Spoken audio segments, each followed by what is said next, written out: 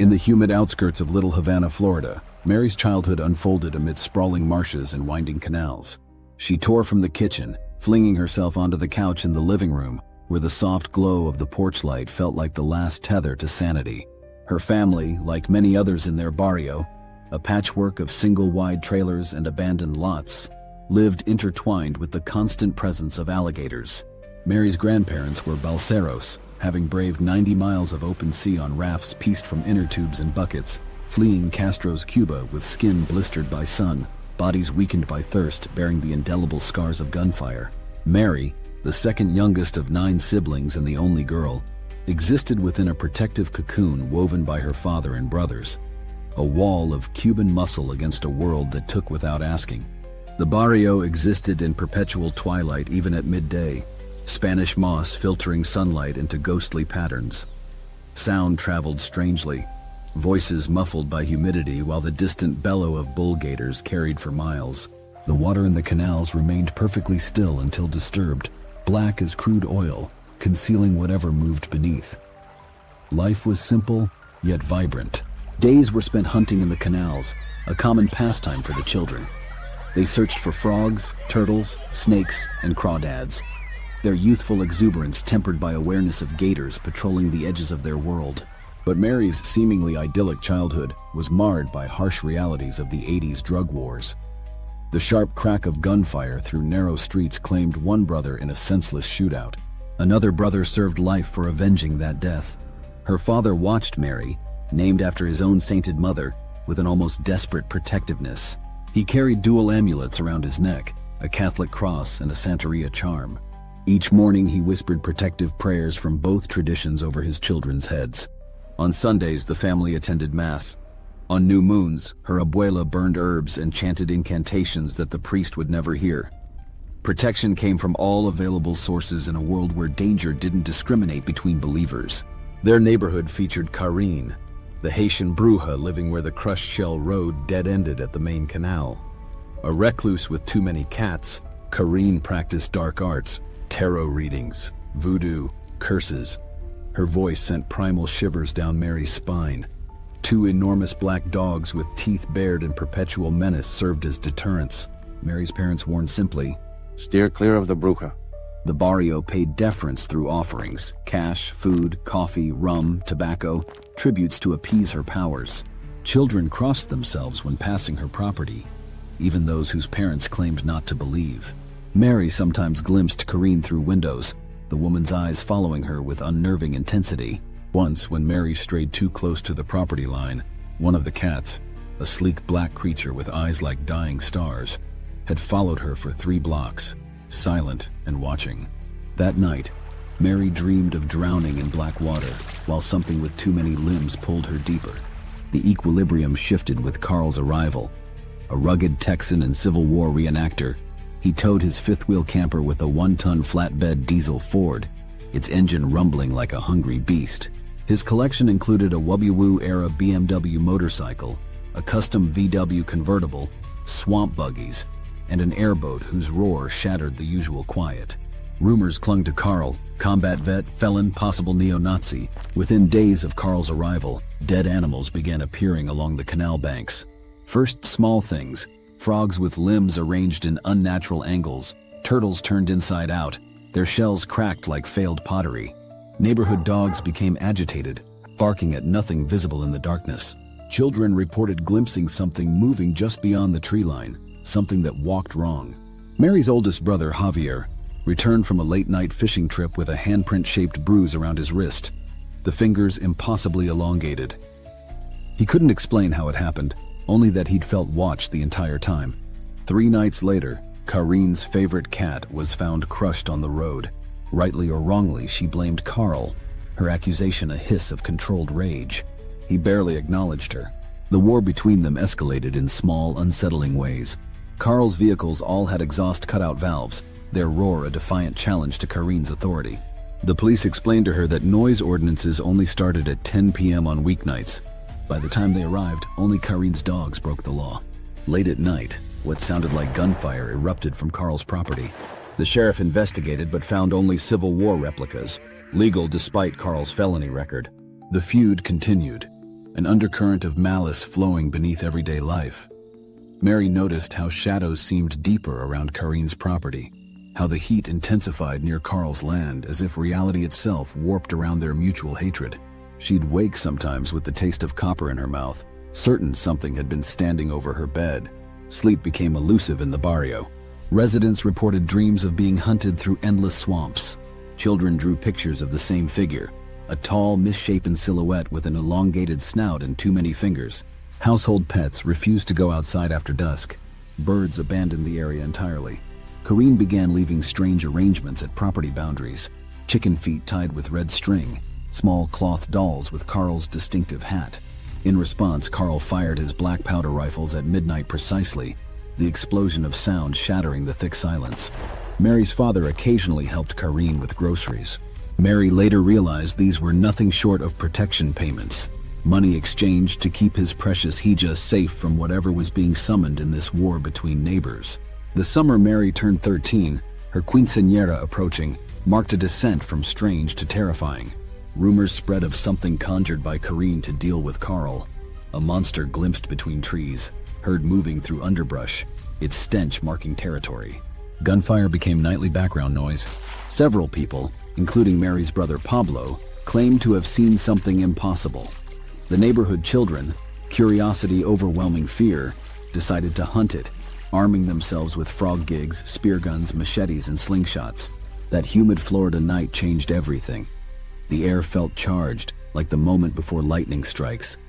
Swampland insects fell silent, their absence a warning that went unheeded. Mary and her brothers had been hunting in the canals when they heard it, a guttural grunt impossibly deep, resonating with primal hunger. The sound bypassed conscious thought and activated something ancient in their brainstems. They froze as something massive forced its way through dense palmetto scrub, wood splintering like brittle bones.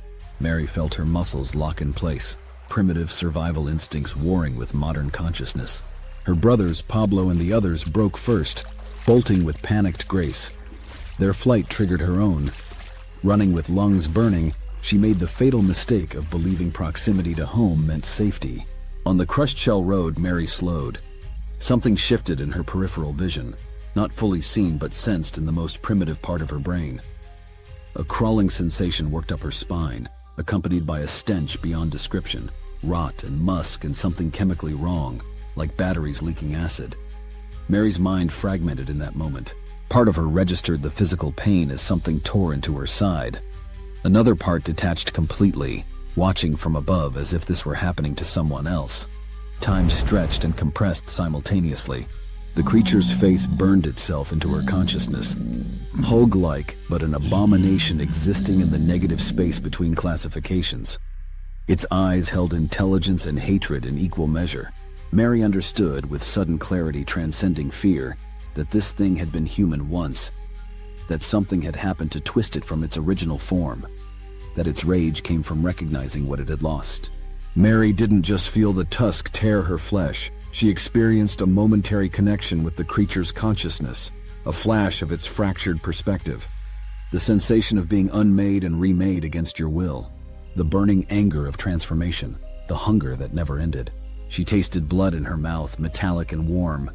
Her body crumpled to the ground as understanding crashed into her. This was death approaching, wearing a face science couldn't explain. In that moment, Mary accepted her fate with a strange clarity.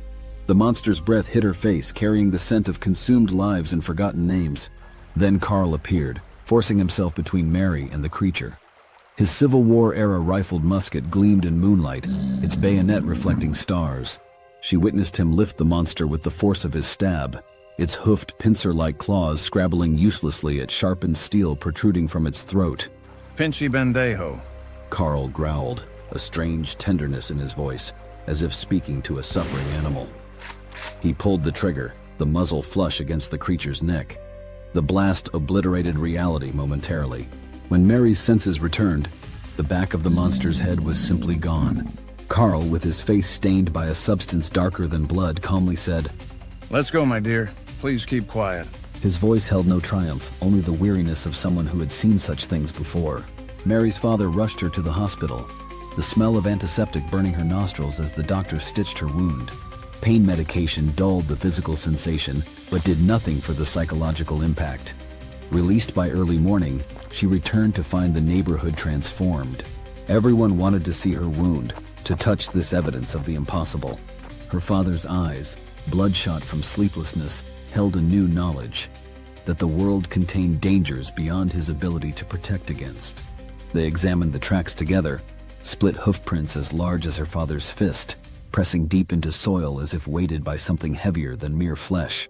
At Carl's door, the Texan greeted them gruffly but with unexpected warmth. Hey, Minnow. Glad you're okay. Been trying to get that thing for damn near a month now. All I needed was to find the right bait, he'd said, winking at her. Her father's voice broke as he spoke the simple truth. You saved my Hiji's life. Sorry about that. Carl replied with mock seriousness. Gracias, mi amigo. Her father answered, tears welling. Did you have to get stitches? Carl asked. Mary showed him her back. Carl whistled appreciatively. Yep, that's a beauty. You pay attention to that scar, Minnow. When it itches or tickles, it won't lead you wrong. He showed them a vivid scar on his own hand, the tissue puckered and discolored, suggesting a story he didn't share. You want to see it? Carl offered. Can we, Papa, please? Mary pleaded, not from morbid curiosity, but from need, to confirm that her experience existed in physical reality, that she hadn't imagined the impossible. In Carl's backyard, the monster hung by its heels from a chinaberry tree. Flies swarmed a reeking gut pile beneath it. The creature measured nearly 8 feet tall, its body covered with thick hog-like bristles. Its head, partially destroyed by Carl's shot, retained enough features to confirm Mary's memory. The elongated snout, the tusks, the 2 human eyes now glazed in death. The stench overwhelmed, rotting meat, swamp mud, and something ancient that bypassed the olfactory sense entirely to register directly in the primitive brain. Most disturbing were its hands, pincer-like appendages with 4 hoof-tipped digits that shouldn't have been capable of tool use, yet somehow suggested dexterity. It had a baby gator and a snake, and some seeds in its stomach, Carl said, poking the gut pile with a cavalry saber. His casual tone contradicted the reverence with which he handled the creature, suggesting familiarity with such aberrations. News spread rapidly. The neighborhood transformed into a pilgrimage site. Everyone wanted confirmation of what had previously existed only in nightmare. Some brought cameras, documenting proof of the impossible. Carl's Civil War reenactor friends arrived, setting up barbecues and coolers, creating a surreal carnival atmosphere around what should have been a solemn reckoning with the unknown. The sheriff and deputies paid to view the corpse, their faces paling at confirmation that reality contained more than their training prepared them for. Arguments erupted over what to do next, search for more creatures or pretend this was an isolated incident. Carl's plan prevailed, a community hunt involving both his reenactor friends and the Cuban expats. That night, Carl produced the creature's heart. He cooked it on his barbecue, thinly sliced and diced. The meat looked wrong, too dark with striations and patterns that meat shouldn't have. Mary's family partook, the taste surprisingly bland, the texture impossibly chewy.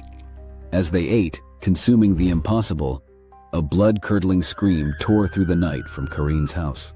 The sound wasn't human pain, but something deeper, recognition, understanding, a connection severed. A dispute arose between Mary's parents, her mother wanting her father to let the outsiders hunt alone, her father refusing to pay more protection money to Kareen. The night passed in tension, the atmosphere electric with anticipation. Dawn brought the roar of engines as hunters assembled, armed with whatever weapons they possessed. Mary watched her father check his revolver before joining them, his hands steady despite sleeplessness. Back in Cuba, no one was allowed by the comunistas to have a gun, basically making everyone slaves, he explained. But here in the USA, we are free, and a man must do everything he can to protect his family, and that means owning a gun, to hunt monster hogmen if necessary. His voice dropped to a whisper as he added, And once he has done everything he can, he has to have faith that God will do the rest. Faith took many forms in their community, Catholic prayer cards tucked into shirt pockets, Santería charms hidden beneath clothing, whispered incantations from homelands left behind. Protection assembled from whatever sources were available. Gunfire echoed through the swamp at irregular intervals throughout the day. The community gathered at the staging area, creating an improvised command center. Children were kept close, the invisible boundary between safety and danger now painfully visible. 2 hunters required medical attention, one from heat stroke, another self-inflicted injury. By sunset, rumors circulated that 2 smaller creatures had been killed, suggesting breeding. Their bodies were confiscated by Fish and Game officials, later allegedly transferred to FBI custody. The community processed this information differently. Some saw conspiracy, others divine intervention, still others natural phenomena previously undocumented. That night they celebrated survival. The aroma of roasted meat hung heavy in the air as people danced and drank, telling increasingly elaborate versions of events. Beneath the festivities ran an undercurrent of changed perspective, a community that had glimpsed behind reality's curtain and could never fully return to ignorance. For weeks afterward, residents reported unusual phenomena: electronics malfunctioning, livestock behaving strangely, dreams shared between unrelated households. The swamp seemed to reclaim its territory, vegetation growing at accelerated rates, wildlife patterns shifting unpredictably. Karine wasn't seen again. Her dogs, once menacing guardians, deteriorated into feral desperation. When authorities finally entered her property, they found only scattered bones amid debris. The official determination was most likely a brain hemorrhage, occurring in the exact location where Carl had shot the first creature, as if something that had connected them had been severed simultaneously. Years later, after Mary had grown and moved away, Carl died. In a twist that locals recognized as meaningful, he was interred in the same potter's field as Karine, their graves separated by mere feet. On the anniversary of the original incident, visitors reported seeing unusual lights hovering above both graves, moving between them in patterns suggesting communication. The swamps of South Florida keep their secrets. What happened that summer exists now primarily in memory, in scars both physical and psychological, in stories told with decreasing confidence as years pass. But for those who lived through it, for those who saw the blood on crushed shells and smelled the stench of impossibility hanging from a chinaberry tree, the experience remains embedded in consciousness. The Florida Hogman may be gone, but the fear it inspired, the questions it raised, linger. If you have faced the unexplainable and lived to tell the tale, DeadNet Studios wants your story. Share it at deadnetstudios@gmail.com. And together, let us illuminate the shadows where truth and terror meet, our voices joining together to banish the darkness, our stories a testament to the enduring power of the human spirit. In the shadows of the digital night, we've wandered far and seen some sights, from haunting tales to eerie lights. DeadNet Studios where fear ignites. So long, farewell from the crimson hollows. We'll be back again with more tales to follow. Keep the lights dimmed and your curiosity high. For in DeadNet's realm, the spirits never die. We've danced with ghosts, chased legends on, through cryptic codes, stories untold. In cyberspace where mysteries unfold, our journey's been daring, brave and bold. So long, farewell from the darkened halls, where shadows whisper and the unknown calls. Keep your eyes wide and your mind astir, for the mysteries of DeadNet are a haunting blur. In the world of strange and the unexplained, we find our stories wildly untamed. With the trivio's end, we take a little rest. They find the shackles every best.